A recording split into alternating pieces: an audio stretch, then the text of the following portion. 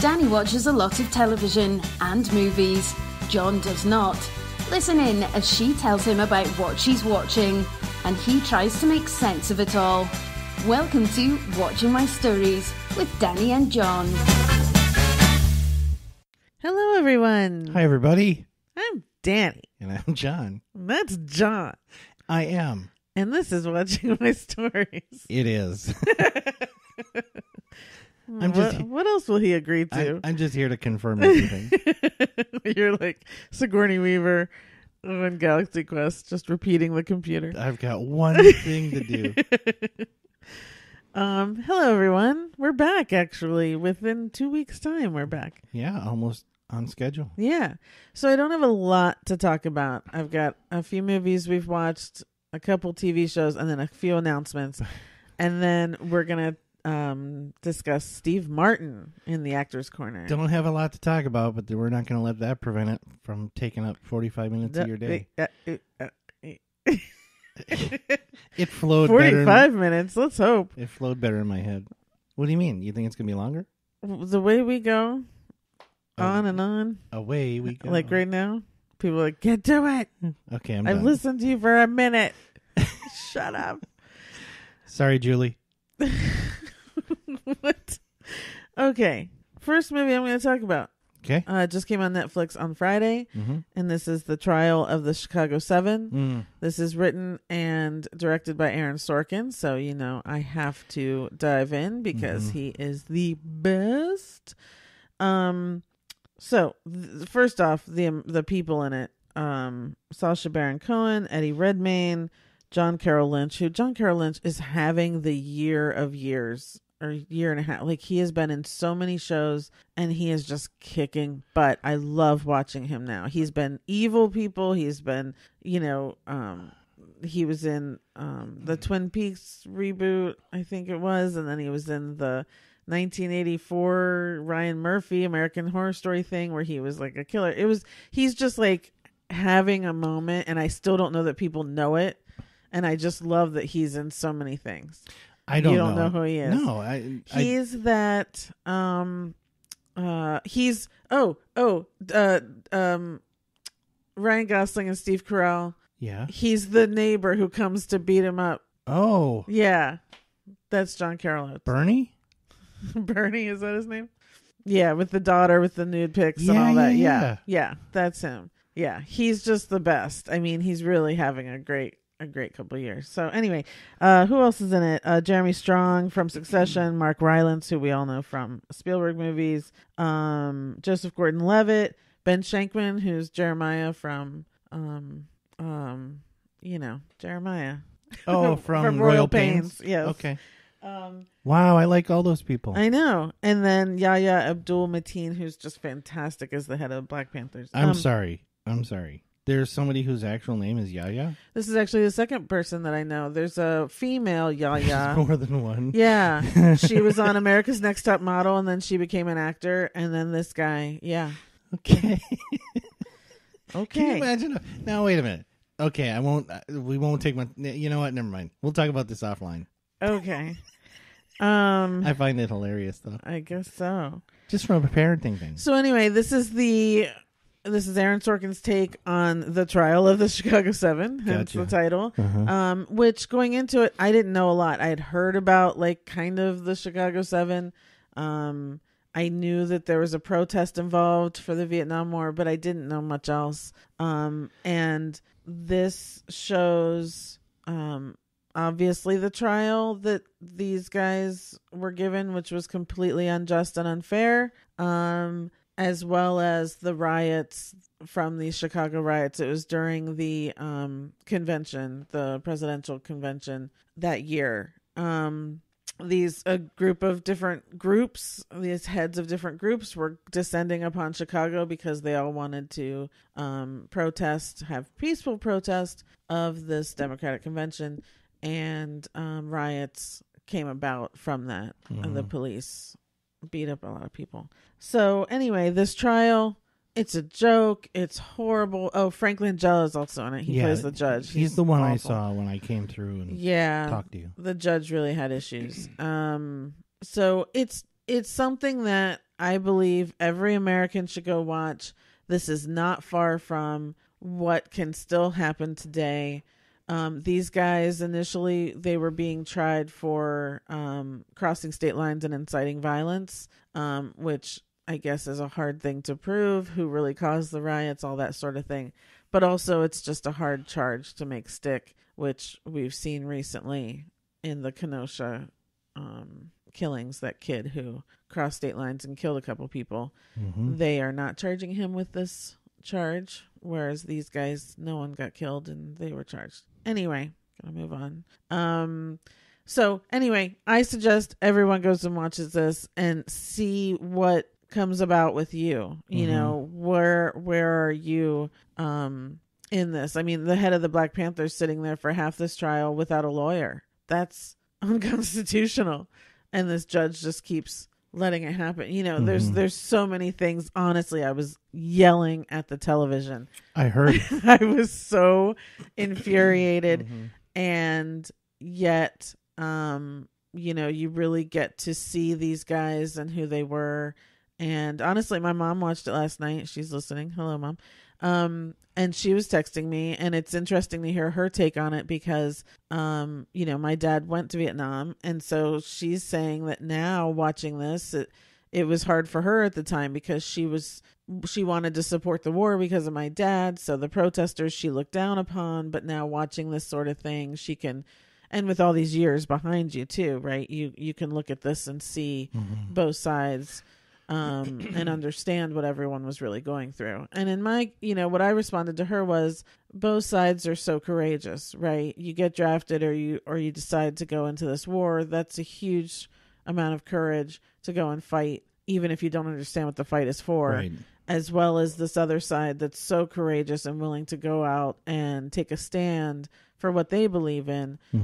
And so really it doesn't have to do with that. The movie's really not about that. It's kind of past that. And this trial that was so unfair and unjust because the government was so anti-protest. The government was so against, and this was Nixon's administration at this point. The riots happened during Johnson's, and then there's this whole thing about that too.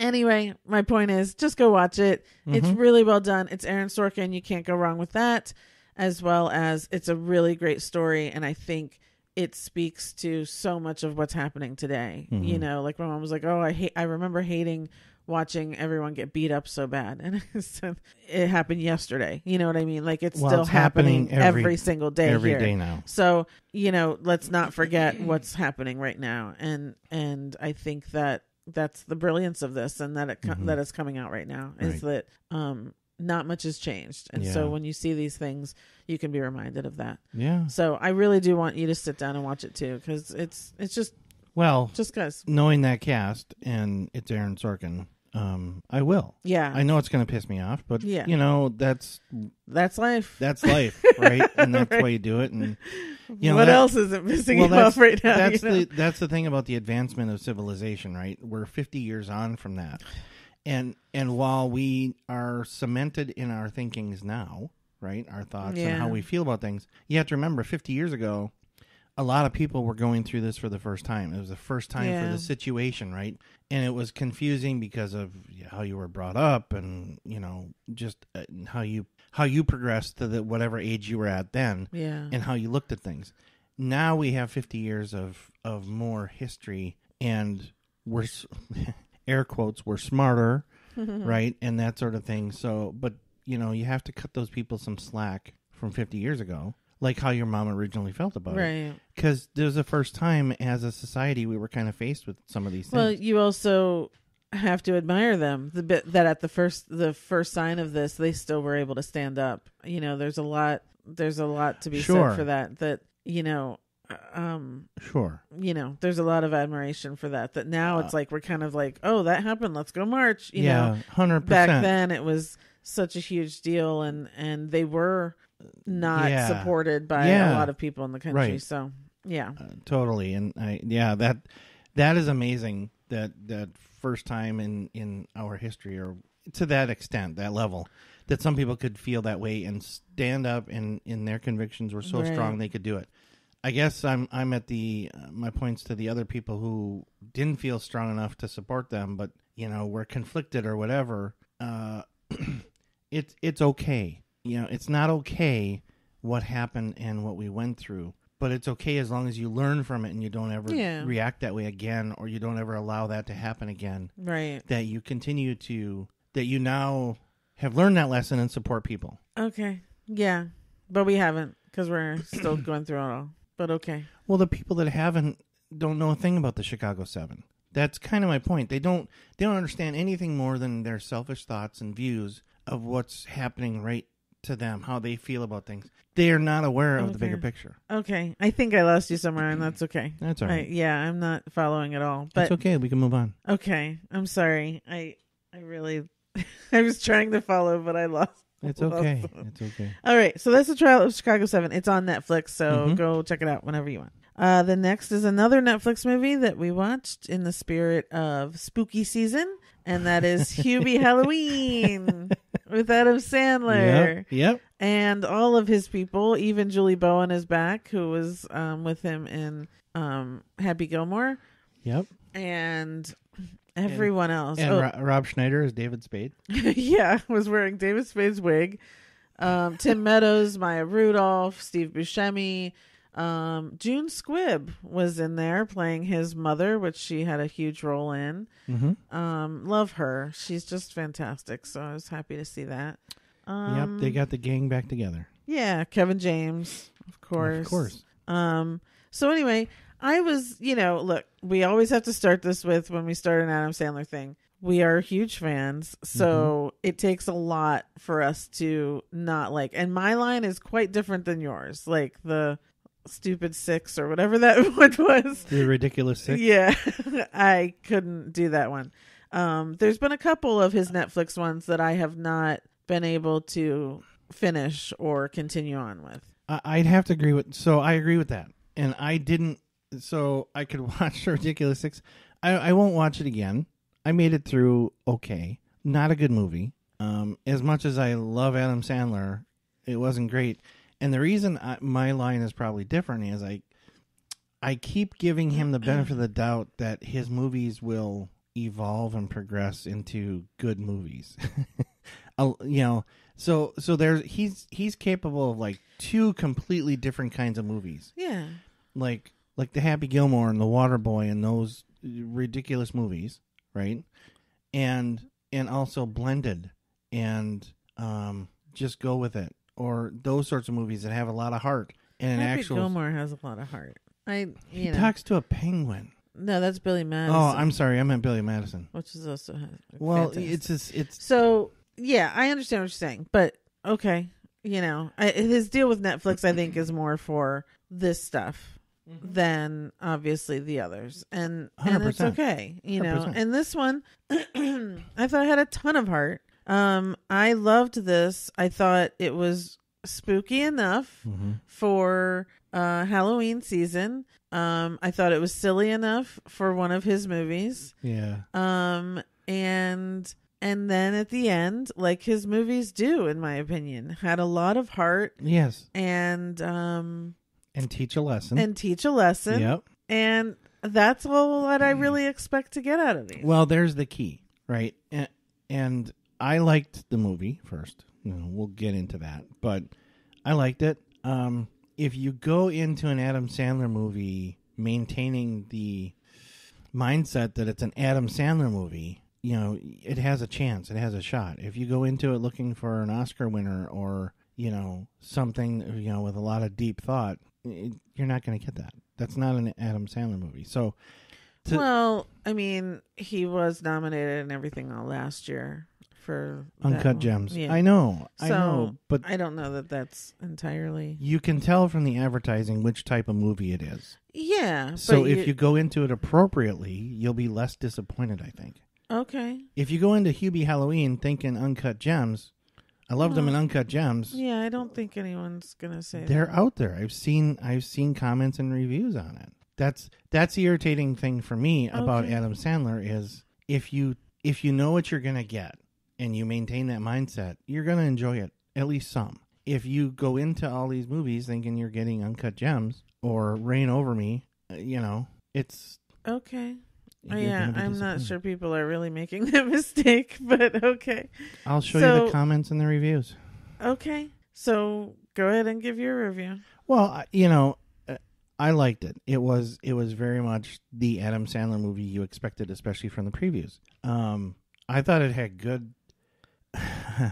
Maybe it's because a lot of it was at night with bright colors and orange and stuff. I thought it was probably one of his better shot movies artistically. I know it's. I don't know who directed it, so I don't know what that does. I guess I assumed it was Stephen Bro, but maybe it wasn't. Oh, I did.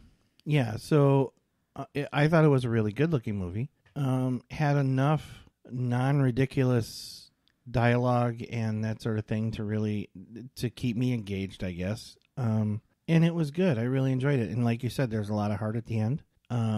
It had a little bit of everything, I thought. There were a couple small little jump scares, and there were, bad jokes and that sort of thing. Jokes. The one thing I wish about the movie, and I saw the previews and I knew I was going to think it, and I did. I just wish he hadn't done that accent or whatever that was for the movie. His voice. It's not an accent, it's a whole voice. That character voice. Yeah. Huh. Yeah. Okay, well, I love the voice. I love him. I loved that it was scary, yet not really. I loved all of the characters in it. I loved all the sight gags, which June Squibb plays a big one in with all her t-shirts. Sorry. And the only problem I had with it was Julie Bowen, and that's me. I just have a problem with her.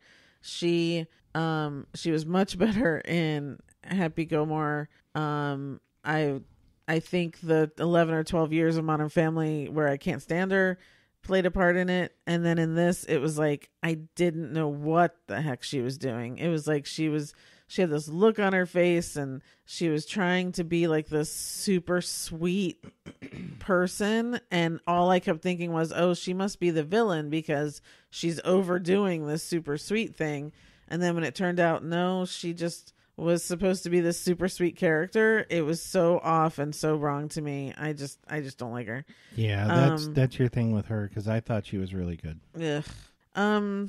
Everyone else was great. I loved that he gave a tribute to Cameron Boyce at the end because he was supposed to be in the movie. Yep.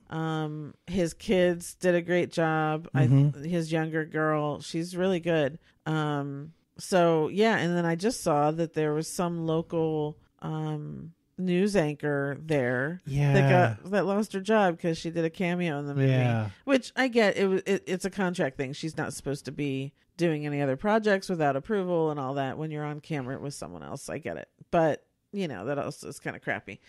But anyway, so this is on Netflix. I think it's fun. I think a family could enjoy it and just have a good Halloween time with it. And your kids will learn a lesson. I think for sure they'll learn a lesson. And that's what I appreciate about his movies, that I think people don't get to the end of so many of his movies to learn that lesson. Because it's always there and it's always about being a better person. Right. So I think it's good for kids to watch that. Yep. Yeah. I agree with everything you just said, for the record. Okay. Except the Julie Bowen thing. Except the Julie Bowen thing. I don't like her, but I liked her in this. I thought she was good. Okay. For the character she was playing. Would have been better with someone else, but anyway. So that's Hubie Halloween on Netflix. What's a woman's name from Big Daddy? His love interest in that. Joey Lauren Adams. That's it. I think have you seen her lately? Well, it's a Halloween movie. I do love her though. She was back and she'll be back. So anyway, okay. I thought they had good chemistry, so that would have been, to me, maybe a better choice. But I thought the Julie Bowen thing was good. Yeah, it was okay. That's it. All right. The next one I'm going to talk about is an older movie that I just didn't get to see. Well, older, like last year. But I finally got to see because it came on Epix. Is Like a Boss with Tiffany Haddish and Rose Byrne and Salma Hayek. I'm getting to that point where Tiffany Haddish can do no wrong. I was probably already at that point. Honestly, I think after girls trip, I was already there. That's where you've been there for a while. I just love her so much. And honestly, I thought pairing with Rose Byrne was going to be so weird and wrong. And Rose Byrne, again, is one of those that just can be in some of these silly movies with Melissa McCarthy or whatever, Bridesmaids or whatever it is, and yet do Juliet Naked, which is one of my favorite movies right now that I just keep watching it over and over again. She can do those, or she's with Seth Rogen or whatever it is. Like she's just really, she was not outshined by Tiffany, which I think is really amazing. And then Salma Hayek was actually really funny. So the point of this is the two of them have a cosmetics company, and Salma Hayek is like a cosmetics mogul and wants to buy their company, and they think they're doing this like to, you know, bring up women and women empowerment and all this stuff, and it goes sideways. The story lost it for me a little bit. It seemed to be a really good idea, and then maybe just didn't know how to execute it. I don't know. But for me, I there were a lot of laughs, and good. So I, you know, now that it's on TV, I put it on and I can just stick it on and it's fine. And you know, I'm just a fan of Tiffany's and so happy for her. And, you know, so I still keep thinking that someday I'll run into her because she just lives a little bit away. Hometown is only 4 miles away. Yeah. So, neighborhood. Anyway, but you know, she's with Common. So she says she's up in the hills at his house all the time now. Really? So, yeah. Interesting. Which is great. I love him too. So that's a power couple. Anyway, so that's Like a Boss. It's on Epix, but I'm sure, you know, you can find it anywhere at this point. Salma Hayek's really funny, actually. Really funny. Yeah, I think she's underrated as a comedic actor. If you go back to Dogma with Kevin Smith, she's so good in that, and that was one of those that I think people forget that she was as funny in that as she could be. Okay, moving on to kind of TV. There was a stand-up special that we watched on Netflix with Michelle Buteau. I think it's Buteau, maybe. I think so. And it was called Welcome to Buteaupia. Yeah. Michelle Buteau, if you guys don't know, the only thing I've seen her in, actually there was something else and I can't remember what it was, but the first thing I ever saw her in was that fantastic movie, Always Be My Maybe. Was that Ali Wong and Kenneth Pack? What is his name? I can't. And Keanu Reeves. I mean, first off, go to Netflix, watch Always Be My Maybe if you haven't watched it. Then come back and watch Michelle Buteau. For me, the first 40 minutes were really funny. I was really laughing out loud. She was cracking me up. She's so adorable. And I don't mean that. It's just, she's got all these freckles and I just love it. Like, and I think she's so gorgeous, but the freckles make me say the word adorable. So I don't mean that in a derogatory way. Adorable. But she's super funny, talking about her husband and all sorts of stuff. And then it just dragged a little bit. And that happens. You know, we watch a lot of these stand-ups and that last bit can kind of get a little bit long. They've got a stand-up special, so it's got to be an hour, and they come up with 45 minutes of really good stuff, and then there's 15 minutes left, and it's like, hello? Yeah, so it happens. It happens a lot. It's hard to get an hour. Yeah. It's very hard. They're striving for 10 minutes usually. So, yeah. But she's entertaining as hell. Oh, yeah.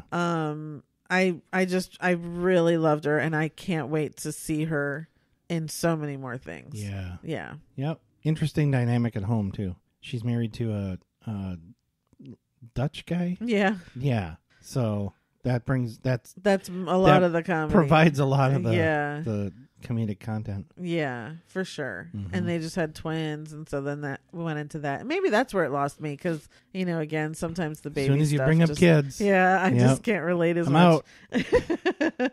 Anyway, so she's on Netflix. Michelle Buteau, Welcome to Buteaupia. Anything else to add? No, it was really good, and even though the last 15 minutes drag, it's really worth watching. For sure. Oh yeah, 100%. Good. And the last show I'm going to talk about is again on Netflix. This is all Netflix. I was just going to say, it seems like this is all Netflix. Oh, that's weird. Not really. Anyway, is a show that came out last weekend, The Haunting of Bly Manor. This is it's not the second season, it's the second kind of installment. Mm-hmm. The first was The Haunting of Hill House. And so what they did was they came up with an entirely new story, but the cast from Hill House is in Bly Manor playing all new different people and all that sort of thing. So this is also what? Is that the one that I know? Because wasn't Hill House a movie like 15 years ago with like Liam Neeson and? I don't know. This was A Haunting of Hill House, which was a series last year. Oh, okay. Yeah. Okay. And it was really scary. Okay. Really creepy. Really great story. It was fantastic. Gotcha. Okay. This is The Haunting of Bly Manor, and it's based on a Henry James story, which I didn't know, called Turn of the Screw. But I guess there were definite deviations from that, but that's kind of the basis of it. Mm-hmm. And so I was really looking forward to this because, again, Hill House was so good, and I was ready to be scared and ready to sit and get into this spooky time. And it was not that scary. I was making it scarier than it was because I was waiting for those things.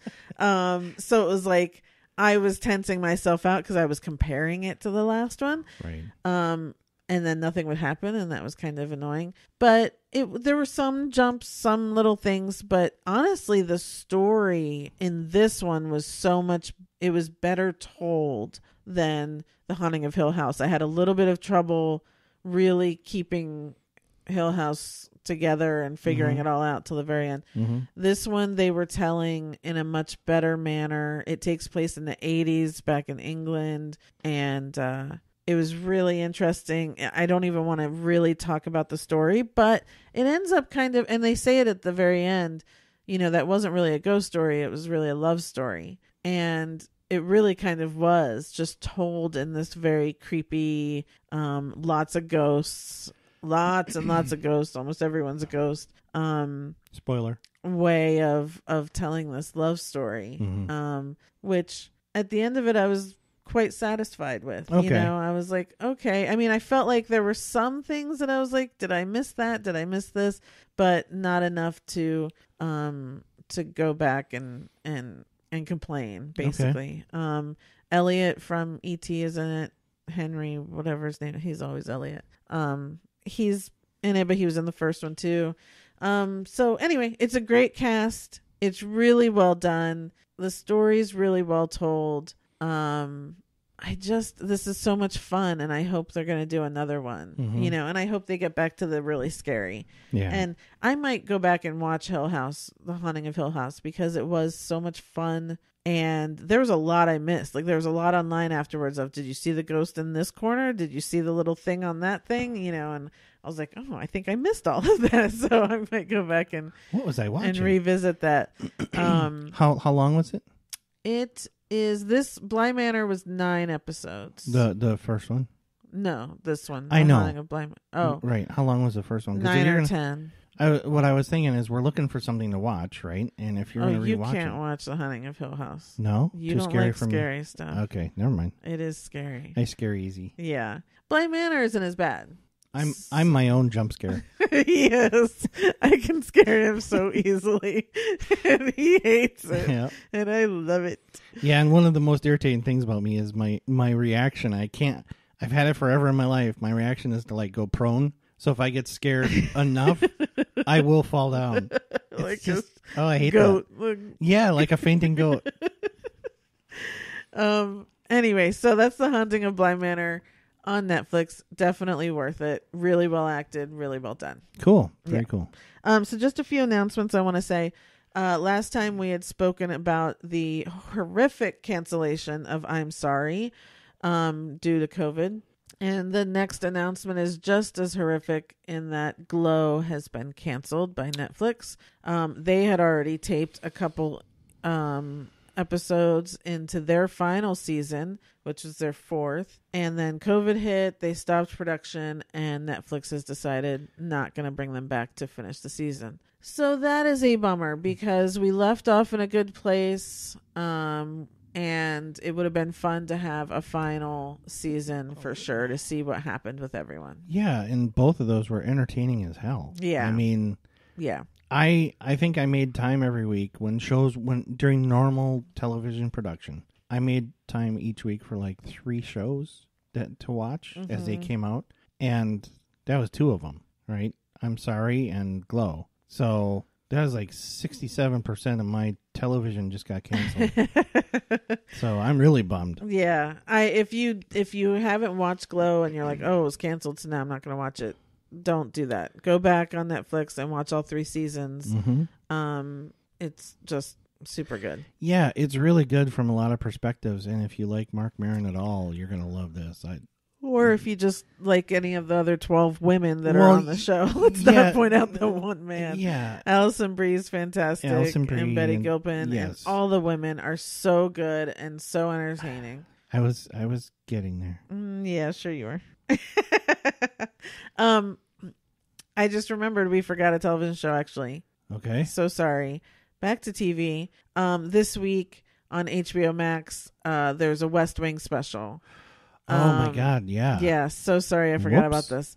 So go to HBO Max, watch the West Wing special. Even if you never watched the series, what they are doing is basically a very elaborate stage reading of an episode. And they brought back every single original, even the side journalists, the Secret Service men. They're all the same actors that were on the show. Everyone except for they have Sterling K. Brown come in and substitute for Leo. John Spencer. Thank you.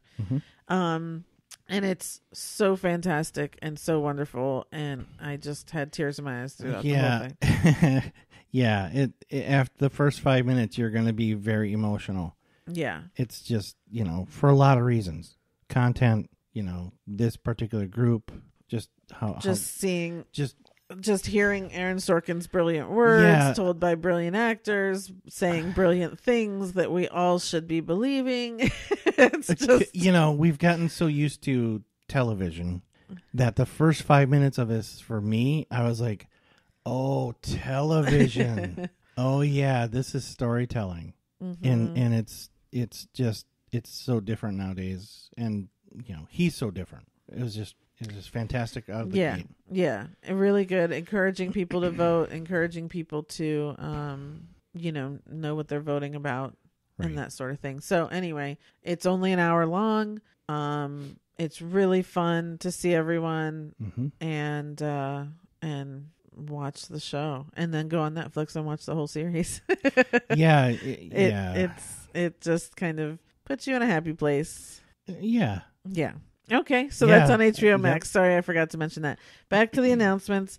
If anyone has watched Red Table Talk with Jada Pinkett Smith and her mother and her daughter, it's a fantastic show. Again, this is on Facebook Watch.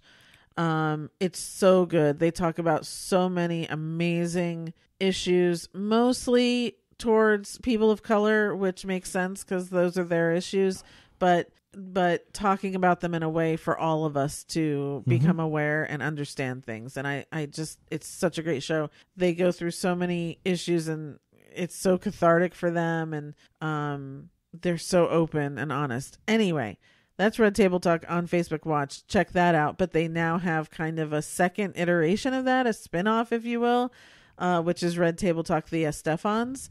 And this is with Gloria Estefan, her niece, who is a huge Univision personality, has been on Univision for 30 years.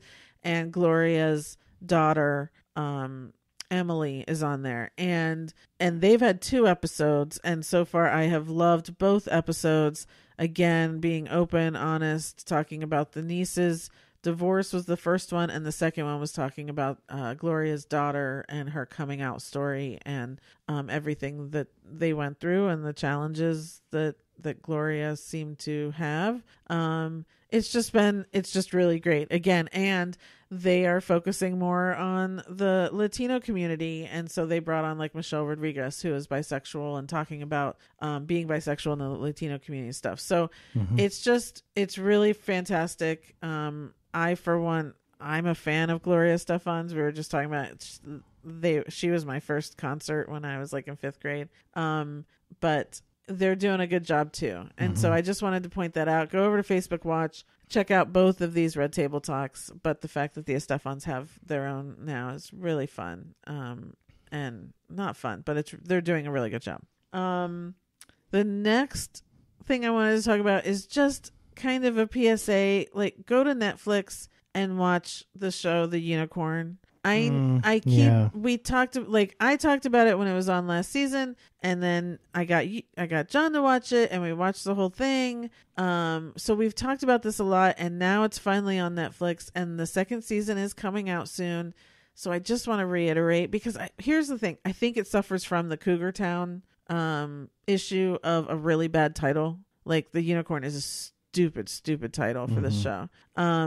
So don't pay attention to that, but it's Walter Goggins, and it's just a great ensemble cast, and it's a lovely, heartfelt show that I don't know what's going to happen in the second season, but I'm very much looking forward to it. And so I just wanted to kind of say, go watch it while it's out there, and you can catch up on it before the second season. Another good show that will give you the whole range of emotions. Yeah, for sure. Lots of tears. Yeah. And the last thing is, finally, I have gotten John to watch Schitts Creek. And so we won't talk about it in full because we are just about done with the second season. Right. But I just thought I would put it out there so you could say how you feel about it so far. David. Ew, David. Yeah. So I don't know what my issue is with the show, why I wouldn't watch it. I don't know either. I kept trying to get I don't know. But what changed things for me was, the show went off the air earlier this year or last year, and they had that 1 hour retrospective, and I caught that, and it totally made me, I don't know, wake up or snap out of it or whatever. Yeah. And I was like, oh, I need to watch this.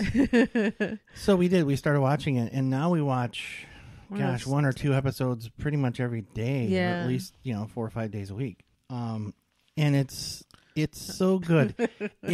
It's incredibly simple. There's no huge overarching storyline other than it's the characters that matter.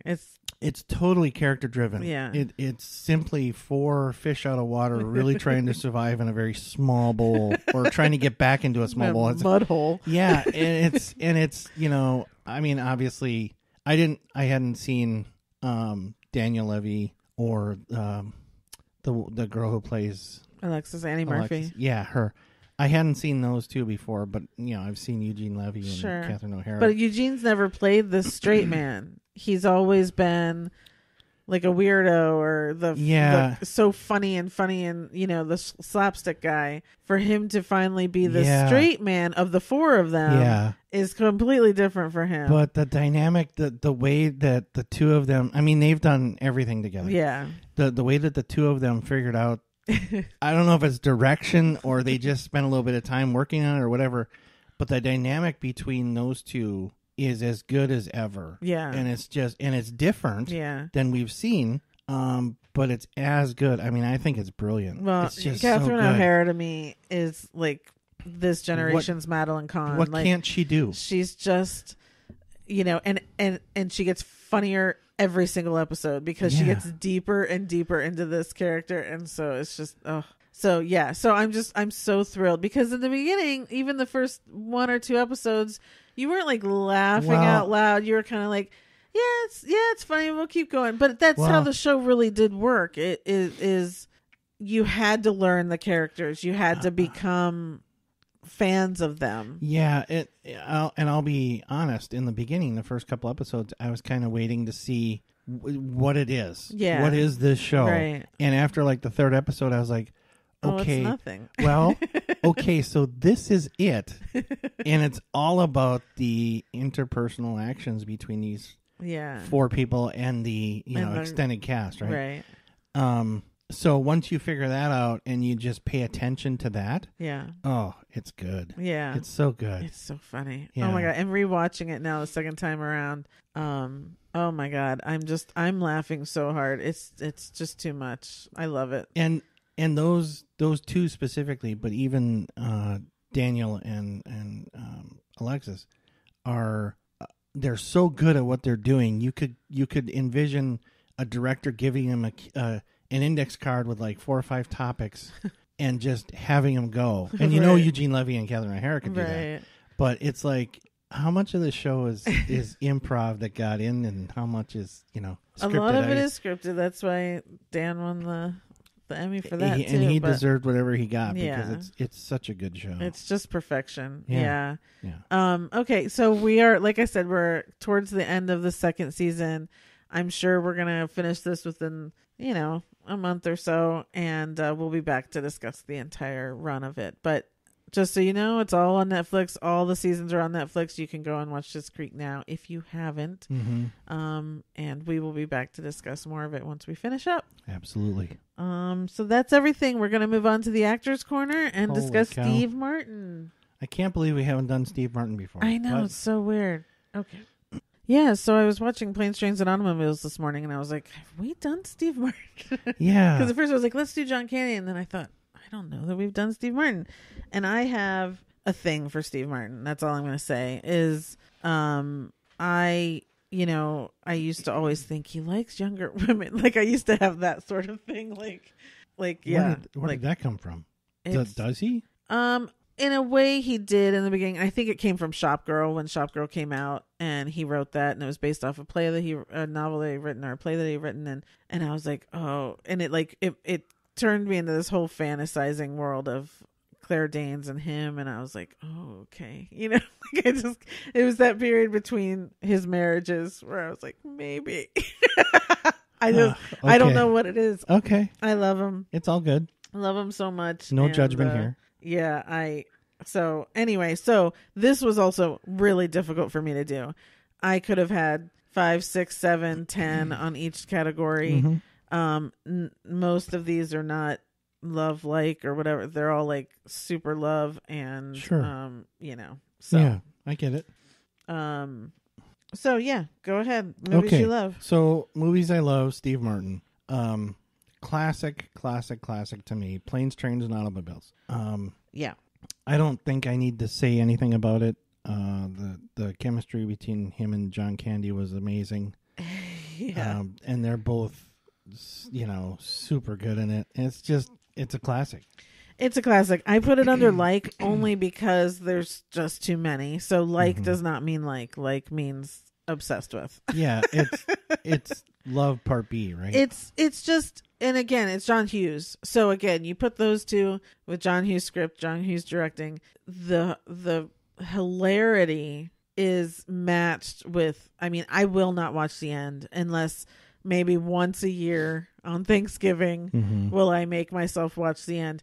Otherwise, I turn it off before all of that because it's too much. Yeah. I lose it, and and that's John Candy. It's both of them. The heart with both of them, but John Candy breaks my freaking heart. So I just I love it, but it is, and that's a Thanksgiving movie, and I love that there is one of those, Yeah, you forget how expressive John Candy was.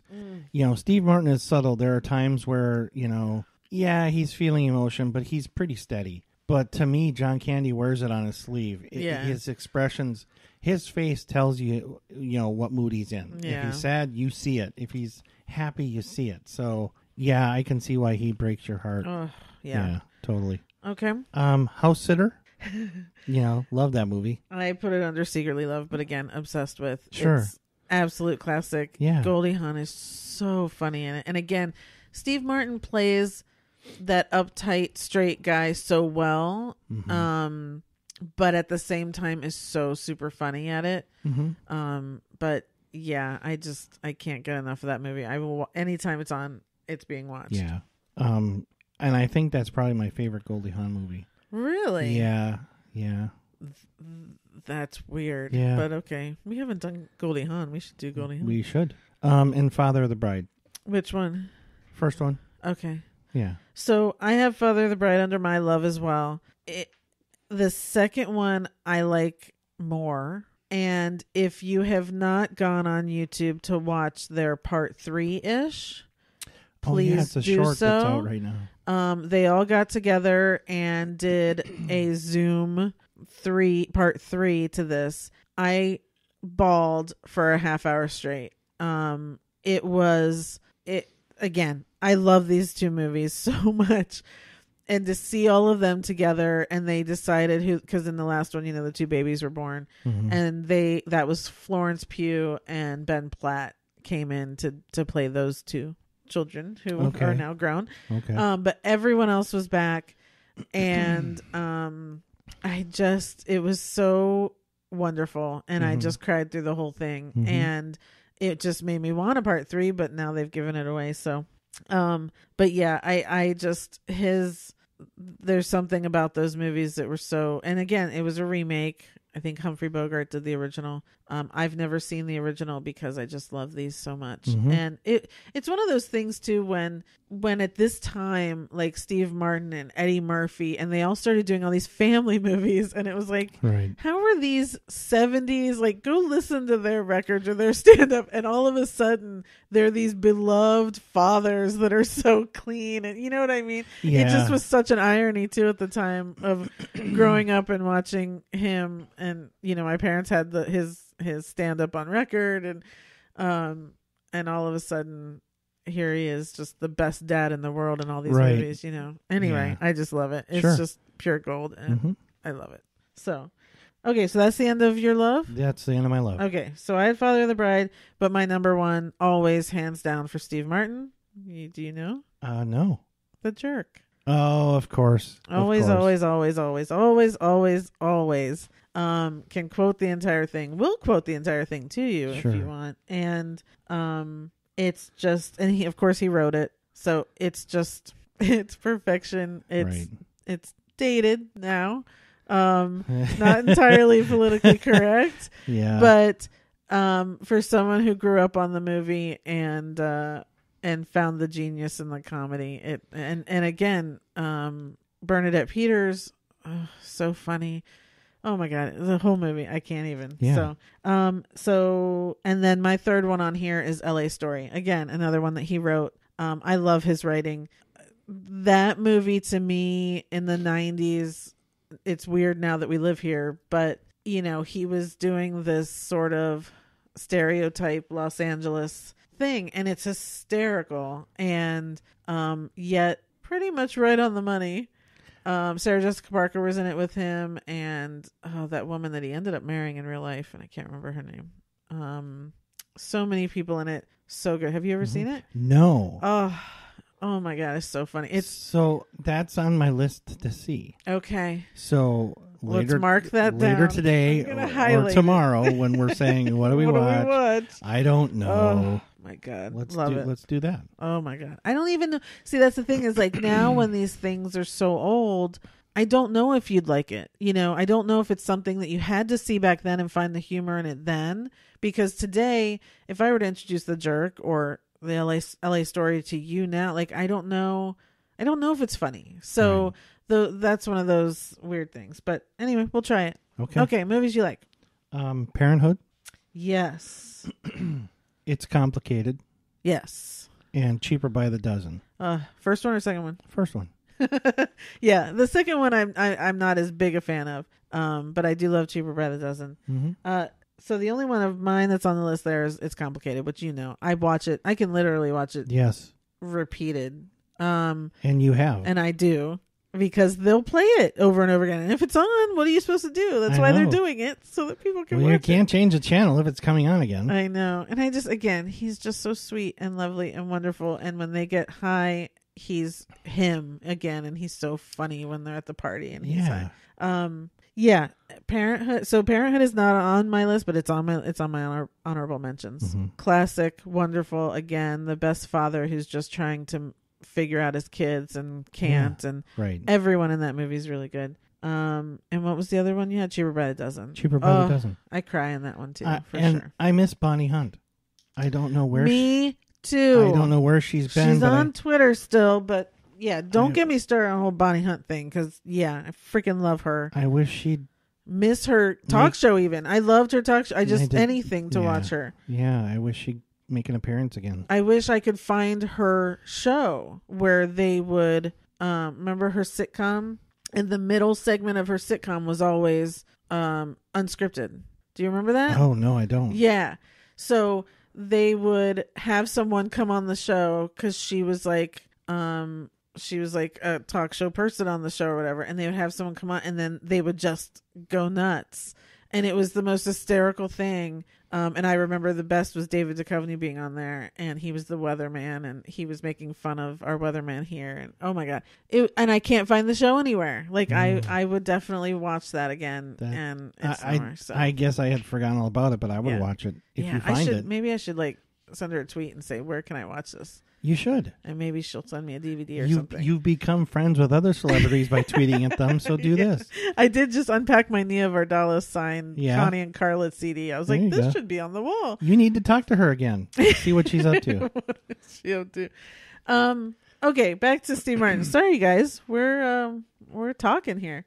So under I have It's Complicated, Planes, Trains, and Automobiles, and my third, again, his script, Roxanne, which is based off of Cyrano de Bergerac. Mm-hmm. But I do love his writing, and Roxanne is one of those that, not a huge Daryl Hannah fan, but it's on. I will stop. I will watch it. He is so funny in it, and it has so much heart, and it's so lovely. Mm-hmm. And the way he took that story and modernized it was just perfect. Mm-hmm. Okay. Good. Yeah. Movies you hate? Well, Steve Martin, I don't hate anything. Yeah. One of his that I really just couldn't get into, and I've stopped trying to watch, is Grand Canyon. Huh. Yeah, I tried a couple times, and I never got very far. I don't know. I don't know what it was about it. I don't know that I ever even saw it. Yeah, and I have no interest. So okay. Other than that, I love the guy. I have 3 on here. And again, it's not that I hate them. It's that they just weren't good to me. Mm-hmm. My Blue Heaven. My mother's laughing right now because there's a big joke on there. I think she called it My Blue Moon or something. And so we've made fun of her all her lives because that's what we do in our family. Okay. My Blue Heaven. It just, leap of faith. We went and saw the Broadway show. I was just going to say. Yeah, they tried to turn it into a Broadway musical. It was playing here in L.A., before it went to Broadway, and it never made it to Broadway. Well, I think it actually made it and was open for like a week or something. It was not good. I'm just not a huge fan of that movie. And third, which is not his fault, The Out-of-Towners, because the original is one of the best movies ever made, and it never should have been remade. I've actually never seen this version because I refused to, but I had to put it on this list because it should not have been remade. The original was Jack Lemmon and yes. Okay. Yeah. So that's my list. Secretly Love. Baby Mama. It's on my honorable mentions because he's in it, but he's not the main part. Well, that's why it's secretly. But I do love that movie, of course. It's a different character for him. Oh, but it's also a classic character. Well, for him, yeah. Yeah, I mean, yes, I see it both ways. It's classic, but it's different. Yeah. And he isn't in it a lot, but when he is, it's funny. Yeah, it's funny. He's good. It's the center of attention. Yeah. But, plus I like the movie, so. Right. Yeah. That's it? That's it. Oh, God. Okay. So I did have House Sitter in this. I also have Shop Girl, which I kind of spoke about. That's, again, he wrote that.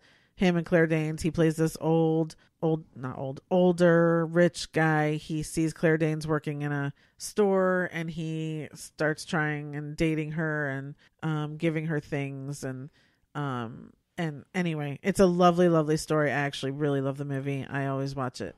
Okay, so earlier you were talking about that and him and Claire Danes. Did they date in real life? No. Okay. No. But because of that just that dynamic fantasy in the movie. Yeah. Okay. Like I could be her. I just wanted a little clarification on that. Okay, thank you. In here, I also have Mixed Nuts, which people know because I think we've talked about Christmas movies. It is my favorite Christmas movie. Now, last year or whenever my parents were here my dad was like, well, let's watch it because they had never seen it. He couldn't get 15 minutes into it. We had to shut it off. Yeah. I understand it. It's one of those, just like I'm saying with LA Story and stuff. I don't know if it's dated. I don't know if it's, you have to see something early on and get it. But for me, it's a very young Adam Sandler who sings in it. It's a cross-dressing Liev Schreiber. I mean, that to me is is the big marquee. Madeline Kahn, who again I just said one of the funniest people in the world. Right. Rita Wilson, Steve Martin. It's a fantastic cast, and it's Juliette Lewis. I love this movie. I can't wait. I'm trying to put off watching any Christmas stuff until November 1st. And then I will be putting this movie on and watching it multiple times. Oh, so love that. And then my fourth one, because I had to, Bringing Down the House with him and Queen Latifah. It's another one. Oh, yeah. I always stop and watch it no matter what. It's hysterical because, again, he is the whitest white man, and him just interacting with her it's hysterical. It's a perfect situation to put them in and make you laugh. And so I just love that one too. Okay, embarrassed you haven't seen. Roxanne. Oh, geez Louise. Okay. I put The Man with Two Brains. I think I may have back then and just don't remember it, but I haven't. So yeah. Adding to your watch list? The Jerk. Yeah, I know. I've been trying for years to get you to watch it. I've seen parts of it. It hurts. So I also have a ton of honorable mentions, obviously, because it's Steve Martin.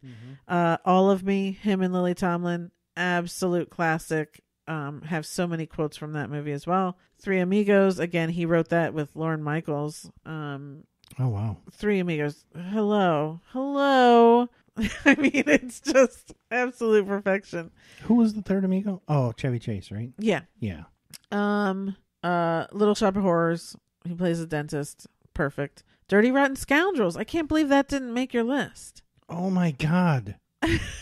You love that movie. I never even saw it. I went through IMDb like 3 times. I never even saw it. I forgot all about it. Oh my God. That's like number one. Sorry, for you. That's the top of my list. Yeah. Sorry, Planes, Trains, and Automobiles. You just lost out. Oh my God, that's ridiculous. And I just I didn't want to go too long on all my lists, but yeah, Dirty Rotten Scoundrels is an absolute. Yeah, he'll forever be Ruprecht to me. I mean, oh my God. I had Parenthood, Cheaper Bread Dozen, Pink Panther, the Booger. Yeah. I just want the Booger. I had Baby Mom, The Big Year, which I've actually been watching quite a bit because it's on now. And it's so entertaining, and I'm always watching it going, I can't believe I just watched this like yesterday, but I'm watching it again. But with Jack Black, and it's bird watching, but I'm watching this stupid movie. They made it so interesting. I know. And in the three guys, Owen Wilson, Jack Black, and Steve Martin, they're so different. Yeah. But it just works so well, the combination of the three of them. And again, there's a lot of heart in it and all that. Yeah. And then Love the Coopers, which is another Christmas movie that's kind of depressing, but then it's not. He is the narrator. So, of course, I didn't include it in anything, but I do love that movie. It's John Goodman and Diane Keaton and Olivia Wilde and Marissa Tomei. The one where they announce they're going to get divorced. Yeah. Okay. So, love the movie. He's narrating as the dog, which is kind of lovely. I also have to talk about his plays that he's written. One is the Broadway show Bright Star that he did the music. He did the music for with what's her face, the long-haired chick. I want to say Lisa Loeb. Edie Brickell. That's it. So Bright Star, absolutely amazing. And then his other, I think everyone knows Picasso at the Lupina Gilles. That was kind of his most famous play. But The Underpants holds a special place in my heart. It's a great, great play. It's so funny. My friend Christine and I were going to do it, and then we couldn't get the rights to it for whatever reason, and so we had to do another show instead. But I would love to see someone do The Underpants, or I'd love to see it come back professionally because it's really funny. Again, obviously, I love his writing. It's a huge thing for me. So we went on about Steve Martin for quite a while, but God, I didn't. How can you not? I don't think I realized how obsessed I might be with him until putting all of this together. Oh, love him. Okay. Yeah. Sorry. No, it's all good. It's all good. Like I said earlier, no judgment here. And then go back to SNL, right? And King Tut, and Wild and Crazy Guys with Dan. Oh my God. Aykroyd. Yeah. Oh, jeez. Oh, Christ. Yeah. Jeez, oh Christ. What's his middle name? I don't know. Owen. Owen. So throw mama from the train? Yeah. You don't have any friends. I went. Oh my God. See, what we did this time is we did this podcast before we ate. And I think that's better because eating, I think, drains all the energy out of us. Oh, man. Yeah. I don't know. Certainly intelligence. Holy moly. Okay, so signing off now. Wishing you guys a wonderful couple of weeks. We will be back in 2 weeks. Have a safe 2 weeks. Wear your mask and get out and vote. Yes. Vote. Regardless of who you vote for, go Democrat. Just go vote. But go vote. Just go vote. Just go vote. All right. Until then, I'll be watching my stories. Thanks, everyone. Thanks. Bye.